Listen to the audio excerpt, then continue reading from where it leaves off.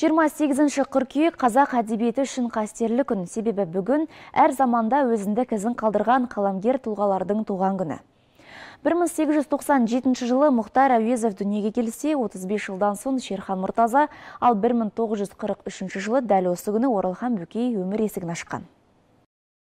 Қазақ әдебиетінің үш алыбы да ұлттық руханият жолында толағай еңбек етті. Абай арқылы қазақты танытқан Әуезов те, ел журналистерінің кемеңгер ұстазы Шераға да, Алтайдың кербұғысы атанған Асқақ Оралхан да таныстыруды қажет етпейтін дарабоздар. Үш заңғардың көшін бастаған Мұхтар Әуезов бақытты да қиын тағдырды бастан кешті. Ол өмірінің соңғы 4 жылында ғана тыныштық пен құрметке бөленген. Ал оған дейін бірнеше рет саяси қуғын сүргінге ұшырап, 3 жылын түрмеде өткізді. Бірақ көзі тірісінде ұлт маңдайына біткен қайталанбас қаламгер ретінде халықтың сүйіктісіне айналып, әлем әдебиетінде мойындалған жазушы. Абай жолының ішіндегі сөзді қоры әлем әдебиетінің кез келген ақын жазушының басындағы немесе соның қолданған сөзді қорынан артық. Кімді алып қарасаңыз да. Адам басындағы жалғыздық, кейінгі қайдагерлер қараған ат жүргеніне дейді, оны жалғыз қалу дейтін, Абайдың өзінің басындағы моласындай бақсының жалғыз қалдым тапшының дейтін тұстардың бәрі алғашқы 20-шы жылдардың басында көрінген.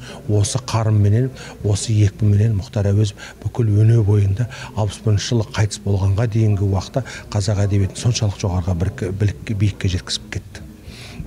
Екінші бір жағынан Мұхтар Әуезов алашшылардың мынау азу түстері кетті дегеніменен соның соңғы бір біздің кейінгі ұрпаққа бәсіре қылып көрсететін соншалықты мұраменен келген қазақ әдебиетінің күрек түсі деуге де болады. Қаламгердің Абай жолы роман эпопеясын жазу жолы бесіктен басталған десе болады. Абай ауылымен көршілес болған бала Мұхтар сәби кезінен данышпан ақынның шығармашылығына қанып, өзін танып өседі. 6 жасар шағымда үлкен әкемнің киіз үйінде бір күні қағазға жазылған өлең көрдім.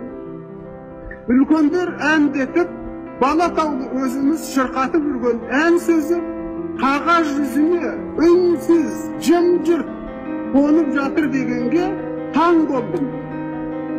Атам бұл сөз Абай ақын өлеңі дегенде әсіресе хайран едім.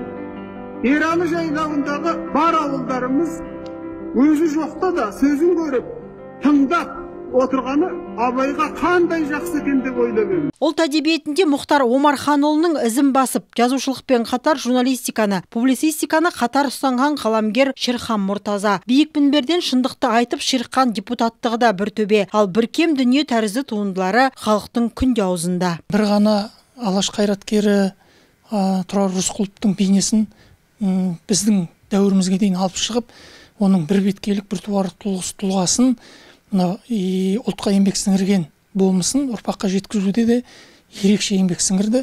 Шерхан Мұртазаның тұлғасын ұлтшыл тұлға деп айтар едім. Өйткені ұлт үшін қай жерде жүрсе де, қай орында отырса да, журналистикада болсын, мына жазушылық бағытында болсын, парламенттің деңгейінде болсын, ұлтшық тұлғасынан, болмысынан айныған жоқ, ауытқыған жоқ. Ұлты үшін бүйрегін бұрулы, бармағы бүгулі санаулы тұлғалардың бірі десем артық етмес еді. Болмысы бөлек тұлға қанша жас таланттың томағасын сыпырып, қаламына қанат бітірді. Шерағаның шекпеннен шыққан қайраткерлердің бірегейі Оралхан Бөкей. Ауылда трактор айдап жүрген арманшыл бозбаланың редакцияға жолдаған хатынан ақ дарынын байқап, Алматыға алдыртқан осы Шерхан Мұртаза еді. Алтайдың кербұғысы атанған Оралхан Бөкейдің туғанына биыл 80 жыл. Оралхан Бөкейге қарасаңыз, қазақтың 60-шы жылдардағы, 80-шы жылдардағы аздаған қазақ қаламгерлері болды. Соцреализм деген әдіс болды. Соны бұзған. Қай шығармасын алып қарасаңыз да, мысалы Атау Керейінің ішіндегі еріктің ең соңында сонаға айналып кетуі. Бұл соцреализм қалпына сыймайтын, әдісіне сыймайтын дүние.